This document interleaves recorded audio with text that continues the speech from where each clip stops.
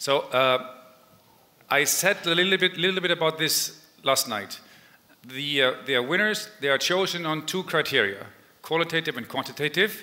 And the quantitative part, it's based on about 50,000 answers all in total. That's the benchmarking behind it. So this name of this talk of mine is about how we choose it. So what defines the world's best brands? So what we learned from the case studies, and this is the 3rd year we do it, and it hasn't changed over the years, it's these 3 factors. To become a really good brand, you have to fulfill these points.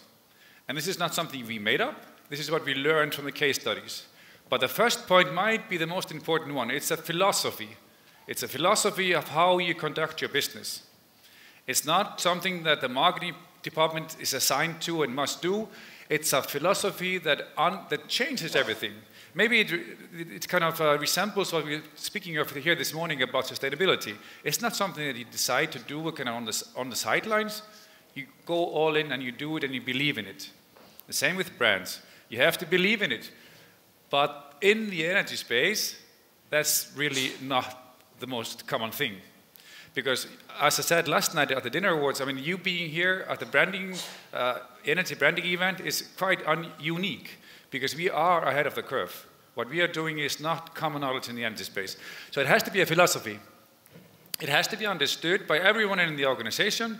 It must top down, up and down, just all possible directions you could ever imagine. That's what it must be, that's what it must do.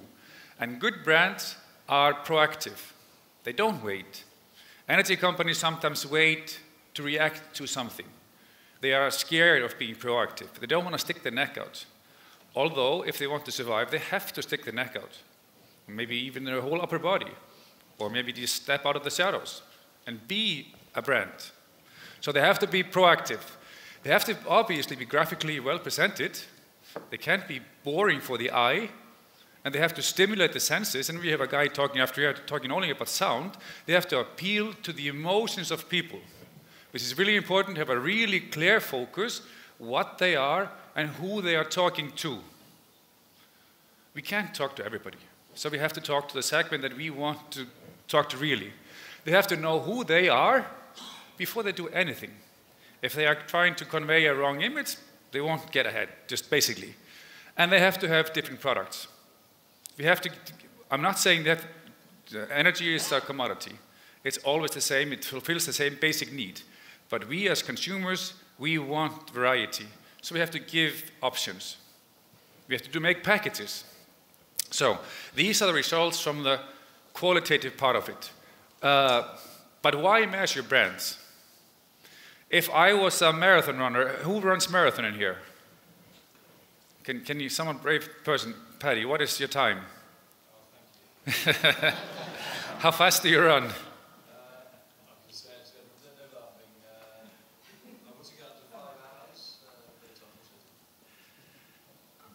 Patty, 4 hours, 4 hours, yeah. Anyways, 4:66. Patty has just been labeled. He has a number on him. He's slow, yes. I like him very much, but he's not a good runner. But we gave him a number. So we have a benchmark. If you want to beat Patty, we know his time. The same with benchmarking in terms of brands. We can't just do something in isolation. We have to benchmark against the best. On stage here will be the best in just a few minutes. So we have to benchmark against them and also the general population. And that's I like this quote. You may have seen it before. You know, I know the half of what I spent is incorrectly spent. I just don't know which half. And a lot of companies that spend money in millions on advertising, they don't spend 10% of it to decide how to spend it. So you have to have strategy behind it, and you have to understand, am I spending my money correctly? Because it's easy to blow away money on marketing. It's easy to burn money. So we have to realize what we want to do, and these factors are the foundations of a good brand. It's not me saying it, it's the empirics. I'm a professor of marketing, so this is not something that I pick up. In academia, just like in marketing, we adopt. And we have to adopt. We have to build on shoulders of giants. And this is what a good brand is founded on. So if you want to measure yourself as a brand, use this. Don't use NPS scores. Don't use customer surveys. Use this. And differentiation, segmentation, image, and perception. That's basically what we have to do. And we have measured the folks that will be stepping on stage on these factors. And this is the formula that this all goes into. And this is the marathon number. Everything that they do goes into this formula, and it gives us a number. Just like with Paddy here, I don't know how much he trains. I don't know if he eats correctly. I don't know anything about his routine, but I know his number. This number does the same thing. It gives us a place to stand on, where we are compared to the rest. And these are some measurements of how this works. I mean, if you score over 70, we call you fully charged. It's good to be in the top bracket, but we want to score higher. All the empirics show that the higher you go, trust increases dramatically, less customer churn, more money. So we want to go as high as possible. And there is a direct correlation between a good brand and profitability.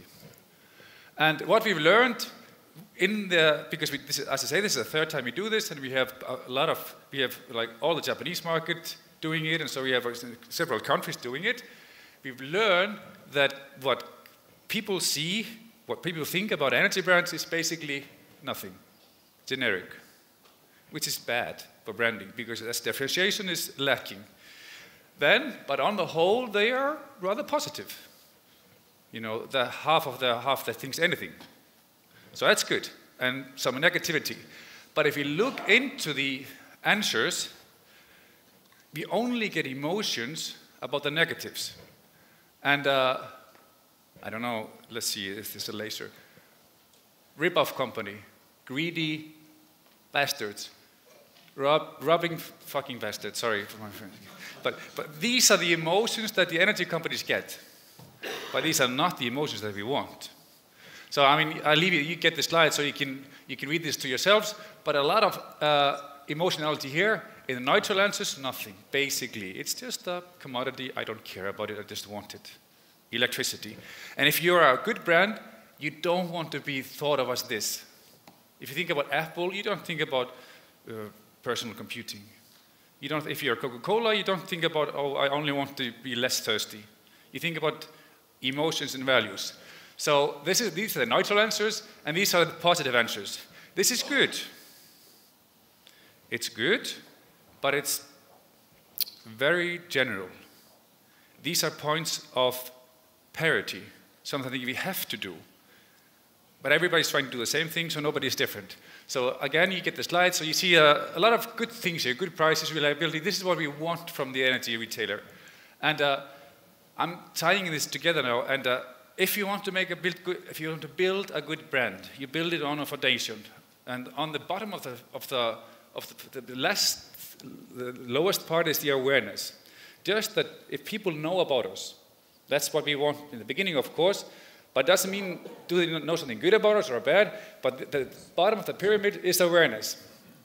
And as we build brand, we go from awareness to a brand, because product is not the same as a brand, not at all. And we have a brand when you have product plus, when we build something into it.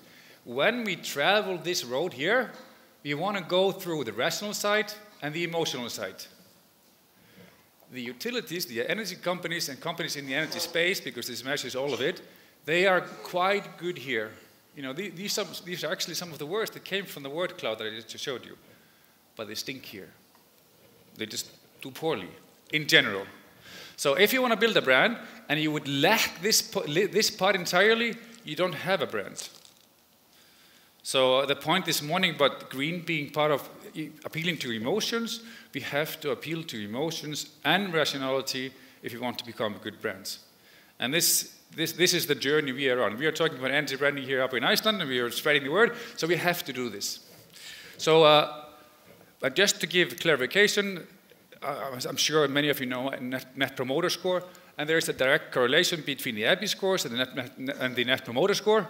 And but then again, we can see that these factors, we score really high on these factors. And if you take, like, for example, countries and continents, we can see that the energy customer is basically the same all over. They want the same thing. So if you go to Japan, they want the same thing as they want in the States or in France or anywhere else. So, but in product variety, we only see a little bit of difference in product variety here.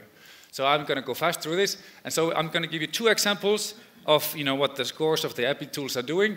And in terms of branding, we can see that customers perceive the largest portfolio of brands in the respective markets in Europe, North America, and then Asia. And then you can see the countries here. And we can see, for example, that Finland has the highest score along with the UK on the perception of green brands.